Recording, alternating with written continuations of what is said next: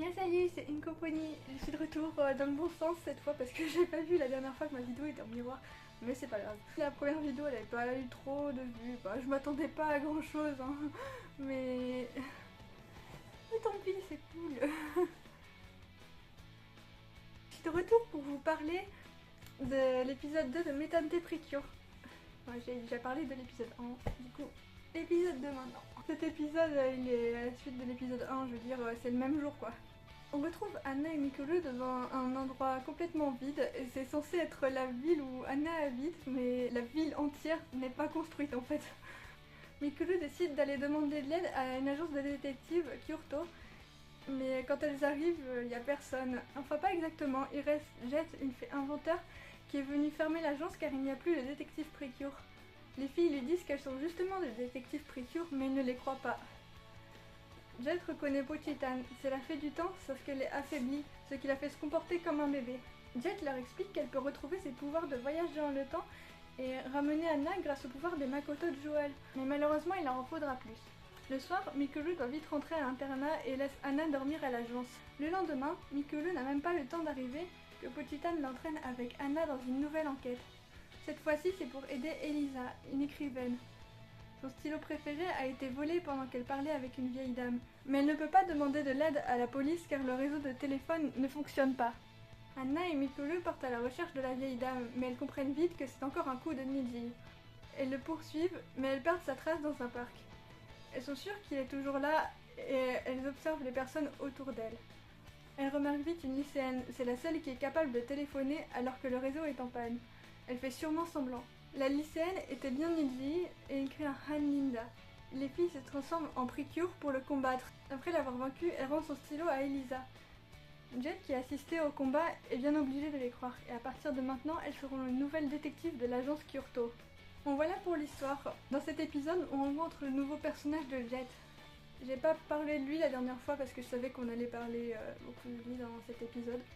Mais c'est mignon comment Jet il assume pas de ressembler à une petite peluche. Du coup il reste tout le temps dans sa forme humaine et il reprend sa forme de fée que quand personne le regarde ou bien sans faire exprès. Mais je me demande si Pochitan et tout ils auront aussi des formes humaines du coup. C'est possible, c'est arrivé plein de fois dans les autres saisons. On passe aux théories. Déjà il y a celle sur l'identité de Cure Claire, j'avais parlé la dernière fois. Elle avance pas trop. On a juste le nom de 2 filles sur les 4, du coup il y a Kulea et Elisa. J'ai entendu que Kulea pourrait être Cure Claire, mais je sais pas d'où ça sort, donc on va pas prendre ça comme si c'était officiel. En tout cas, de mon côté, je pense toujours que ce serait Kulea. Enfin, Éclair, la pâtisserie, ça se prononce Ekulea. La fille, c'est Kulea. Donc je pense, mais je crois que Cure Éclair, c'est Ekulelu. Alors je ne sais pas pourquoi le dire de façon différente alors que c'est le même mot. Pour l'autre théorie que Mikulu c'est la mère de Anna, il n'y a pas grand chose juste. Il y a une petite scène où Anna est en train de rêver et elle rêve de Mikulu. Et juste après elle dit maman. Je sais pas si on peut prendre ça comme un indice que la théorie sera bonne. Mais bon, en tout cas, elle sera sûrement bonne parce que je vois pas d'autre explication. Donc après, il y a une nouvelle théorie, enfin, un nouveau truc sur quoi réfléchir. On a appris dans cet épisode qu'il n'y avait plus de détective Precure dans l'agence Kyoto, mais qu'il y en avait une quelques mois avant que l'histoire commence.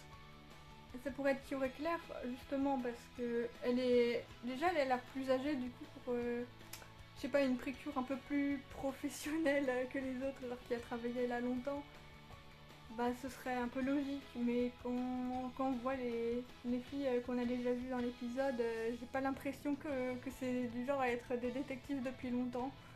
Après ça pourrait être Arcana Shadow aussi, du coup c'est comme ça qu'elle apparaîtrait. Je pense que ce serait plus Arcana Shadow, parce que si elle a disparu justement...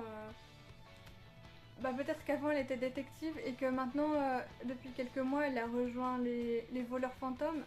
Parce qu'on voit dans l'opening qu'elle fait partie des voleurs fantômes, même si c'est une précure. Sinon, je pense que ça n'a pas trop de rapport avec cette histoire, mais peut-être que la grand-mère de Mikulu était une précure aussi. On sait qu'elle était détective. Bon ben voilà, c'est tout pour l'épisode 2.